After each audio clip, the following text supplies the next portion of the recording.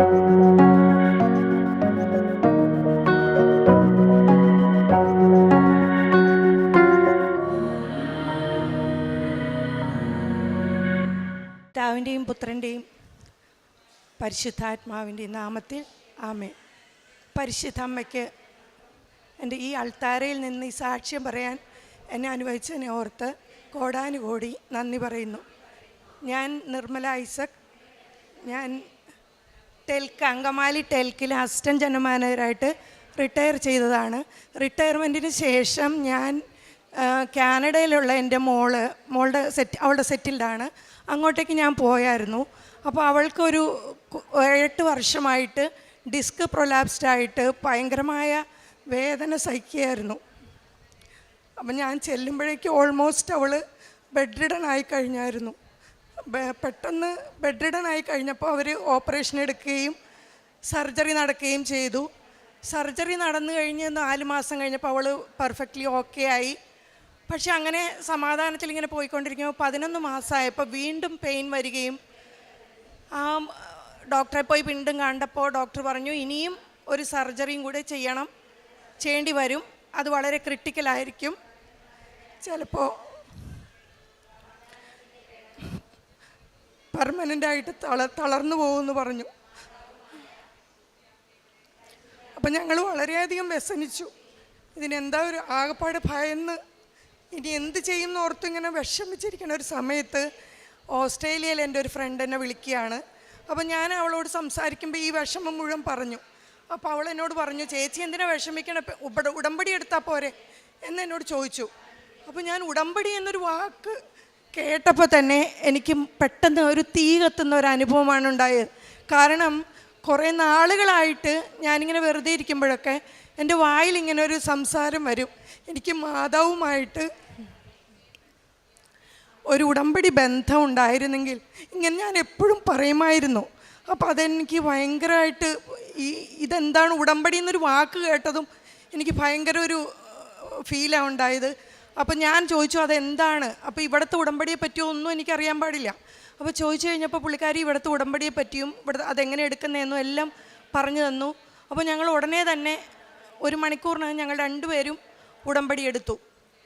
ഉടമ്പടി എടുത്ത ശേഷം ഞങ്ങൾക്ക് അത്രയും നേരം ഉണ്ടായിരുന്ന ഭയവും വ്യസനവും ഒരു ഉത്കണ്ഠയും എല്ലാം അപ്പം തന്നെ ഭയങ്കരമായിട്ട് മാറിപ്പോയി. ഭയങ്കര ധൈര്യമായി, ഇനിയിപ്പോൾ സർജറി ചെയ്താലും ഒന്നും കുഴപ്പമില്ല, അങ്ങനെയുള്ളൊരു ഭയങ്കര ധൈര്യം ആ സമയത്ത് തന്നെ ഞങ്ങൾക്ക് കിട്ടുകയുണ്ടായി. അതിനുശേഷം സർജറി നടന്നു. സർജറിക്ക് ശേഷം അവൾ വീണ്ടും ഇങ്ങനെ റെസ്റ്റിലായിരിക്കുമ്പോൾ ഞാൻ അച്ഛൻ്റെ ഒരു ധ്യാനം കേട്ടുകൊണ്ടിരിക്കുമ്പോൾ ഞാനിങ്ങനെ ഇതിനു മുമ്പ് ഈ ഉടമ്പടി എടുത്ത ഉടനെ എനിക്ക് കിട്ടിയ വചനം എന്ന് പറഞ്ഞാൽ തിടുക്കം കൂട്ടണ്ട, വേഗത്തിൽ ഓടുകയും വേണ്ട, കർത്താവ് നിൻ്റെ മുന്നിൽ നടക്കും, ഇസ്രായേലിൻ്റെ പരിശുദ്ധനാണ് നിൻ്റെ പിൻകാവൽക്കാരൻ. അപ്പോൾ അത് പറഞ്ഞ ഉടനെ തന്നെ അപ്പോൾ എനിക്ക് മനസ്സിലായി ഞാൻ വെച്ചിരിക്കുന്ന നിയോഗം ഒരു സ്ലോ പ്രോസസ്സാണ്, അത് പതുക്കെ നടക്കുകയുള്ളൂ എന്ന് ഈശോ പറയുന്നു. അതെനിക്ക് സമ്മതമായിരുന്നു. ഈശോ ഏറ്റെടുത്തല്ലോ, എനിക്ക് അത്രയായിരുന്നു ഭയങ്കര സമാധാനം. അപ്പോൾ എനിക്കതിനെക്കുറിച്ച് വ്യസനമൊന്നും ഇല്ലായിരുന്നു. പക്ഷേ അച്ഛൻ്റെ ധ്യാനം കേട്ടുകൊണ്ടിരിക്കുമ്പോൾ അച്ഛനിങ്ങനെ ടൈം ഷോർട്ടനിങ്ങിനെ പറ്റിയാണ് പറയുന്നത്. അപ്പോൾ ഞാൻ പറഞ്ഞു ഈശോ എന്നോട് പറഞ്ഞിരിക്കുന്നത് അങ്ങനെയല്ലല്ലോ, അപ്പോൾ അത് മറ്റുള്ളവർക്കുള്ള ഒരു അച്ഛൻ്റെ ഉപദേശമായിരിക്കും എന്ന് ഞാൻ മനസ്സിൽ വിചാരിച്ചു. അത് കഴിഞ്ഞ് അച്ഛൻ ഒന്നുകൂടെ പറഞ്ഞു ടൈം ഷോർട്ടിങ്ങിനെ പറ്റി. അപ്പോഴും ഞാൻ അത് തന്നെ മനസ്സിൽ വിചാരിച്ചു. പക്ഷേ കുറച്ച് കഴിഞ്ഞപ്പോൾ അച്ഛൻ 3ാമതും പറഞ്ഞപ്പോൾ ഞാൻ പൊട്ടിക്കരഞ്ഞുകൊണ്ട് ഈശോട് ചോദിച്ചു, ഈശോ എൻ്റെ ഉടമ്പടി നിനക്ക് ഇഷ്ടപ്പെട്ടില്ലേ, അതുകൊണ്ടാണോ എനിക്കിത് നടത്തി തരാത്തത് എന്ന് ഞാൻ ചോദിച്ചു. അന്നേരം ഞാൻ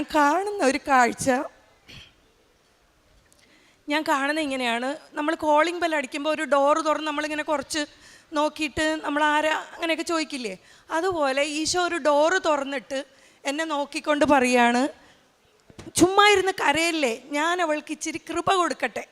അപ്പോൾ എനിക്ക് ഭയങ്കര സന്തോഷമായി.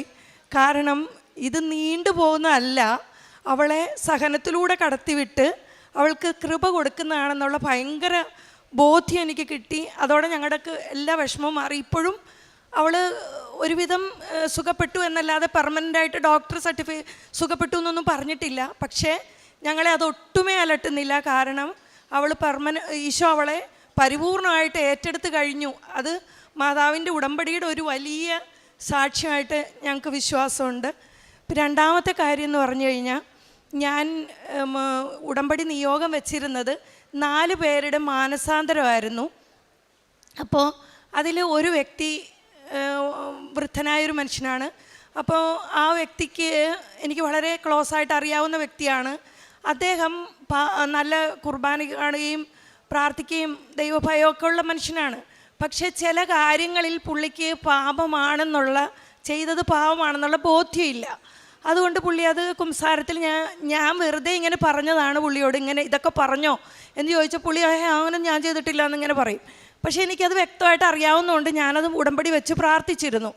അങ്ങനെ പ്രാർത്ഥിച്ചുകൊണ്ടിരിക്കുമ്പോൾ ഒരു സമയമായപ്പോൾ ഈ വ്യക്തിക്ക് പ്രായാധിക്യത്തിൻ്റെ അബോധാവസ്ഥയിലേക്ക് പോകുന്നു എന്നെ ഞാൻ അറിയാനിടയായി. അപ്പോൾ ഞാനൊരു വൈദികനെ വിളിച്ചിട്ട് ഈ വ്യക്തിയെ കുമ്പസാരിപ്പിക്കാമോ എന്ന് ചോദിച്ചു.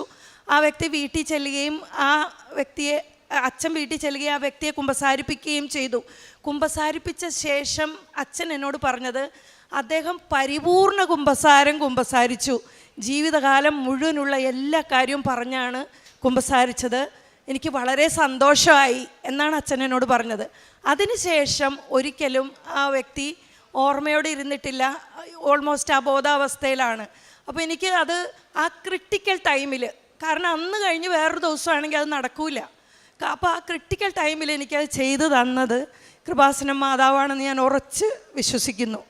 പിന്നെ മൂന്നാമതൊരു കാര്യം, ഞാനിങ്ങനെ ധ്യാനം കൂടിക്കൊണ്ടിരിക്കുമ്പോൾ തന്നെ എനിക്കൊരു സ്പിരിച്വൽ ഒരു പ്രോബ്ലം എനിക്കുണ്ടായി. അതായത് ഞാനെപ്പോഴും കുഞ്ഞുനാൾ തൊട്ട് ഈശോട് വലിയ സ്നേഹമായിരുന്നു. അത് പ്രായമായപ്പോൾ ഇങ്ങനെ കൂടി വന്നുകൊണ്ടിരുന്നു. പക്ഷേ മാതാവിനോട് എനിക്ക് വളരെ സ്നേഹമായിരുന്നു. പ്രാർത്ഥിക്കും, കൊന്തയിലും എത്രയും തേളം മാതാവേ ചെല്ലും, മാതാവിനോട് ഞാൻ പ്രാർത്ഥിക്കും, മാതാവിന് പൂവയ്ക്കും, മാതാവിന് ഉമ്മ കൊടുക്കും, ഇതൊക്കെ ചെയ്യും. പക്ഷേ ഈശോട് ഉടമ്പടി എടുത്ത ശേഷം എനിക്ക് പഴയ പോലെ തന്നെ ഈശോട് പ്രാർത്ഥിക്കാനേ പറ്റുള്ളൂ. മാതാവിനോട് എനിക്ക് പ്രാർത്ഥിക്കാൻ പറ്റുന്നില്ല. മാതാവിനോട് പ്രാർത്ഥിക്കാൻ പോയാൽ ഈശോട് പ്രാർത്ഥിക്കാൻ പറ്റും. ഇങ്ങനെ ഒരു ഭയങ്കര ഒരു സ്പിരിച്വൽ ഭയങ്കര സ്ട്രഗിളിൽ കൂടി ഞാൻ കടന്നുപോയി. അതെത്രമാത്രം നിങ്ങൾക്ക് മനസ്സിലാവുമെന്ന് എനിക്കറിയില്ല. ഞാൻ വളരെ ഒരു സ്ട്രഗിളിൽ കൂടി കടന്നുപോയി.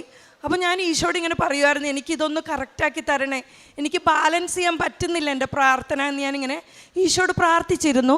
പക്ഷേ ഒന്നും സംഭവിച്ചില്ല. ഞാനൊരു ദിവസം ധ്യാനം കൂടിക്കൊണ്ടിരിക്കുമ്പോൾ ഞാനിങ്ങനെ പരിശുദ്ധ അമ്മയോട് പൊട്ടിക്കരഞ്ഞുകൊണ്ട് ഞാൻ മാതാവിനെ കെട്ടിപ്പിടിച്ചിട്ട് പറഞ്ഞു, മാതാവേ, അമ്മേ, എനിക്ക് അമ്മയെ സ്നേഹിക്കാൻ പറ്റുന്നില്ല.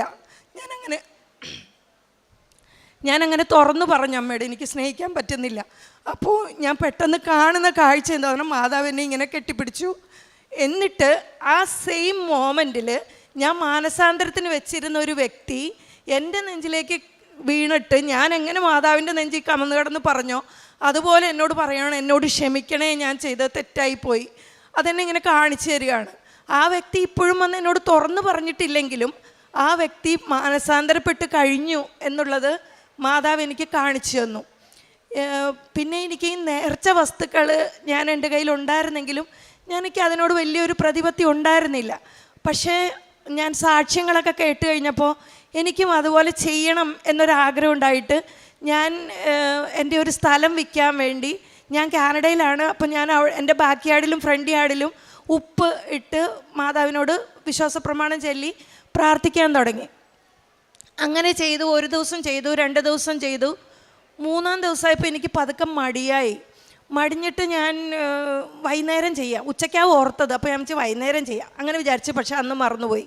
പിറ്റേ ദിവസവും മറന്നുപോയി. അതിൻ്റെ പിറ്റേ ദിവസം ഒരു ഉച്ച നേരത്ത് ഞാൻ ഈശോയുടെ മുമ്പിൽ ഇങ്ങനെ കസേരയിലിരുന്ന് വെറുതെ ഇങ്ങനെ നോക്കിക്കൊണ്ടിരിക്കുമ്പോൾ എന്നെ ആരോ കസേരയിൽ നിന്ന് ഇങ്ങനെ പൊക്കി അങ്ങ്, ഇത് ഞാനിങ്ങനെ ഉപ്പിട്ട് പ്രാർത്ഥിക്കുന്നതിനെ പറ്റി ഓർക്കുക. അപ്പോൾ എന്നെ ഇങ്ങനെ കസേരയിൽ നിന്ന് ഇങ്ങനെ പൊക്കി അങ്ങ് വിട്ടതായിട്ട് എനിക്ക് ഫീൽ ചെയ്തു. ഞാൻ തിടുക്കത്തിൽ നടന്ന് ഡോറിൻ്റെ അടുത്തെത്തിയപ്പോഴാണ് ഞാൻ എന്തിനാ ഇങ്ങനെ വന്നത്, ഞാൻ ഉപ്പ് പോലും എടുത്തിട്ടില്ല.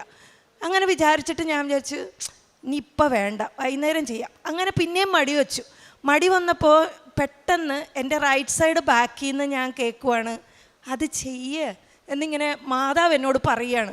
ഞാൻ പെട്ടെന്ന് തിരിഞ്ഞിട്ട് ഞാൻ പറഞ്ഞു, ചെയ്യാമേ, ഞാൻ ചെയ്യാം. അതായത് എന്താ പറയുക, മാതാവ് തൊട്ടടുത്ത് നിന്നുകൊണ്ട് ഭയങ്കര സ്നേഹത്തിലാണ് പറയണത്. ഇങ്ങനെ നമ്മൾ ഊണ് കഴിക്കാത്ത കൊച്ചുങ്ങളോട് വാ മോനെ നമുക്ക് കഴിക്കുക എന്നൊക്കെ പറഞ്ഞ് നമ്മളിങ്ങനെ പുന്നാരിപ്പിക്കില്ലേ, അതുപോലെയാണ് പറയണത്. അപ്പം ഞാൻ പെട്ടെന്ന് അന്ന് തൊട്ട് എനിക്ക് സ്ഥലം വിറ്റ് പോകണം എന്നതിനേക്കാളുപരി എനിക്ക് മാതാവ് പറഞ്ഞതുകൊണ്ട് എനിക്കത് ചെയ്യണം. ആ ഒരു ഇതിൽ ഞാൻ എന്നും ഒപ്പിട്ട് പ്രാർത്ഥിച്ചുകൊണ്ടിരിക്കുന്നുണ്ട്. അതിൻ്റെ തീരുമാനമൊന്നും ആയിട്ടില്ലേ പോലും മാതാവ് അത് ഏറ്റെടുത്തു എന്നെനിക്ക് നല്ല ബോധ്യമുണ്ട്. പിന്നെ ഞാൻ ഈ തൈലം പുരട്ടി എന്നും ഒരു 10-12 പേർക്ക് വേണ്ടി കുരിശ് വരച്ച് അവരുടെ പാപാവസ്ഥകളിൽ നിന്ന് മാറാനും അവർക്ക് അനുഗ്രഹപ്പെടാനും ഒക്കെ പല കാര്യങ്ങൾക്ക് വേണ്ടി ഇങ്ങനെ കുരിശ് വരച്ച് അവർക്ക് വേണ്ടി പ്രാർത്ഥിക്കുമായിരുന്നു തൈലം കൊണ്ട്. അപ്പോൾ പെട്ടെന്നൊരു 6 മാസം ആയപ്പോൾ തന്നെ തൈലം ഒരു 1/4 ഭാഗമായി. അപ്പോൾ എനിക്ക് വിഷമമായി, ദൈവം ഇനിയൊരു 3 മാസത്തേക്കുള്ളത് പോലും ഇല്ല, 1 മാസം കഴിയുമ്പോൾ തന്നെ ഇത് തീരുമല്ലോ എന്ന് മനസ്സിൽ വിചാരിച്ച് പെട്ടെന്ന് ഞാൻ മാതാവിൻ്റെ രൂപത്തിലേക്ക് നോക്കിയിട്ട് പറഞ്ഞു, അമ്മ ഇത് തീരാറായി, ഇത് തീരണ്ട, ഇങ്ങനെ തന്നെ നിൽക്കണം എന്ന് ഞാൻ വെറുതെ പറഞ്ഞു.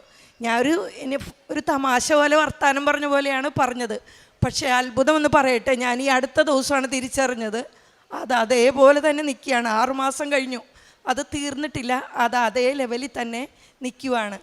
ഇത്ര അനുഗ്രഹങ്ങളൊക്കെ തന്ന് പിന്നെ എൻ്റെ മോളുടെ കൊച്ചിന് അവൻ പഠിക്കാൻ ഭയങ്കര മടിയായിരുന്നു. പഠിക്കാൻ നിർബന്ധിക്കുമ്പോൾ അവൻ പറയും what's the point in studying, അങ്ങനെ പോലും പറയുന്ന കൊച്ചിന് ഞാൻ ഈ തൈലം വെച്ച് കുരിശ് വരച്ച് പ്രാർത്ഥിക്കുകയും ഉപ്പ് കൊടുക്കുകയും ചെയ്തതിൻ്റെ ഫലമായിട്ട് അവൻ വളരെ റെസ്പോൺസിബിളായിട്ട് അവനെ നോക്കുക വേണ്ട അതുപോലെ അവൻ പഠിക്കാൻ തുടങ്ങി. അവൻ ഡെയിലി വന്നു കഴിഞ്ഞാൽ അവൻ കൃത്യമായിട്ട് അവൻ്റെ ഹോംവർക്ക് ചെയ്യുന്നു, അവൻ പഠിക്കുന്നു, നമ്മൾ അവനെ നോക്കുക വേണ്ട.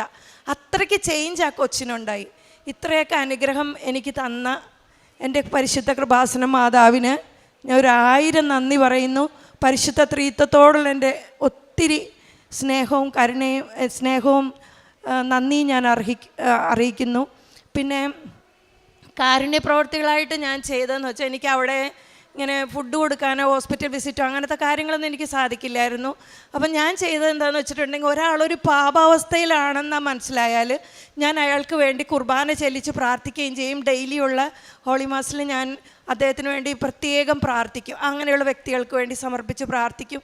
പിന്നെ മരിക്കാൻ കിടക്കുന്ന വ്യക്തികളെക്കുറിച്ച് അറിയാൻ കഴിഞ്ഞാൽ അവർക്ക് വേണ്ടി ഞാൻ കുർബാന ചെല്ലിച്ച് പ്രാർത്ഥിക്കും. കുർബാനയിൽ ഞാൻ പ്രാർത്ഥിക്കുകയും ചെയ്യും. അതുപോലെ കർത്താവിൻ്റെ തിരുമുറിവുകളെ ധ്യാനിച്ചുകൊണ്ട് അതെനിക്ക് ഉടമ്പടിയിലൂടെ കിട്ടിയ ഒരു പ്രാർത്ഥനാ രൂപമാണെന്ന് ഞാൻ മനസ്സിലാക്കുന്നു. കാരണം എങ്ങനെയാണത് വന്നു ഭവിച്ചതെന്ന് എനിക്ക് ഭയങ്കര അതിശയമായിട്ട് തോന്നാറുണ്ട്.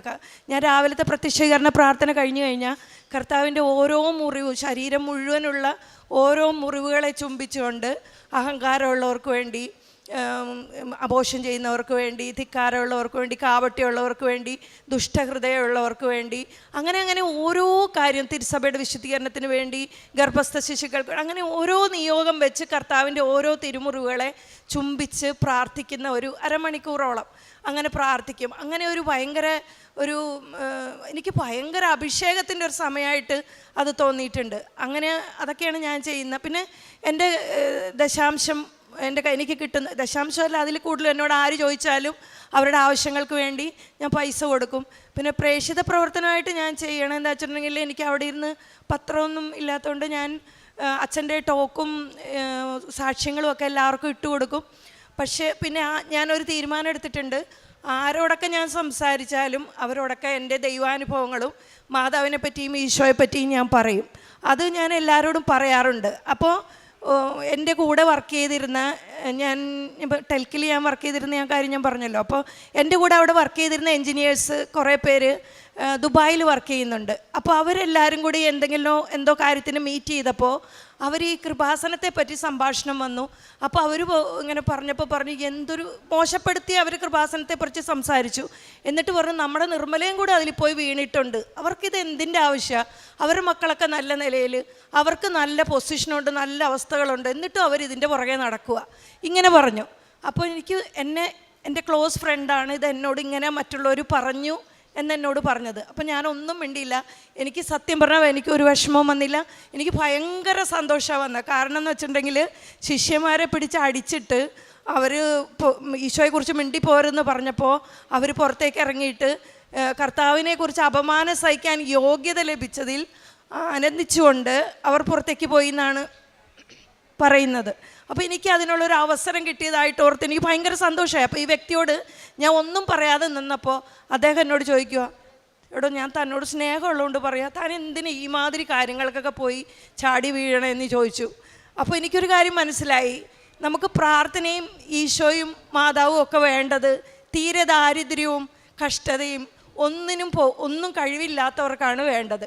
ഇച്ചിരി സൗകര്യവും ബ്ലെസ്സിങ്സൊക്കെ കിട്ടിക്കഴിഞ്ഞാൽ പിന്നെ ഈശോയെ വേണ്ട.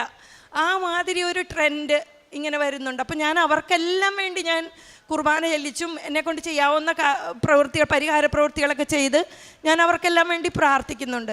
ഇതൊക്കെയാണ് ഞാൻ ചെയ്യുന്ന. അത് എന്നോട് സംസാരിക്കുന്ന എല്ലാവരോടും ഞാൻ ഈശോയെക്കുറിച്ച് പറയും, കൃപാസന മാതാവിനെക്കുറിച്ച് പറയും. അതിപ്പോൾ എയർപോർട്ടിലായാലും ഫ്ലൈറ്റിലായാലും ഫോണിൽ കൂടെ ആയാലും ഞാൻ പറയുന്നുണ്ട്. അപ്പോൾ ചിലവരൊക്കെ അത് കാരണം തന്നോട് ഞാൻ സംസാരിക്കുന്നില്ല, ഇതൊക്കെ പറഞ്ഞാൽ ഞാൻ ഇനി മിണ്ടുന്നില്ല എന്ന് പറഞ്ഞു. മിണ്ടാത്തവർ മിണ്ടാതിരുന്നോട്ടെ, എനിക്കെൻ്റെ കർത്താവിനെ പ്രഘോഷിക്കണം. അതാണ് എൻ്റെ ഒരു ഹൃദയത്തിൻ്റെ ആഗ്രഹം. ഇത്രയും പറയാൻ എന്നെ അനുവദിച്ച എൻ്റെ സർവശക്തനായ ദൈവത്തിനും മാതാവിനും കോടാനുകോടി നന്ദി.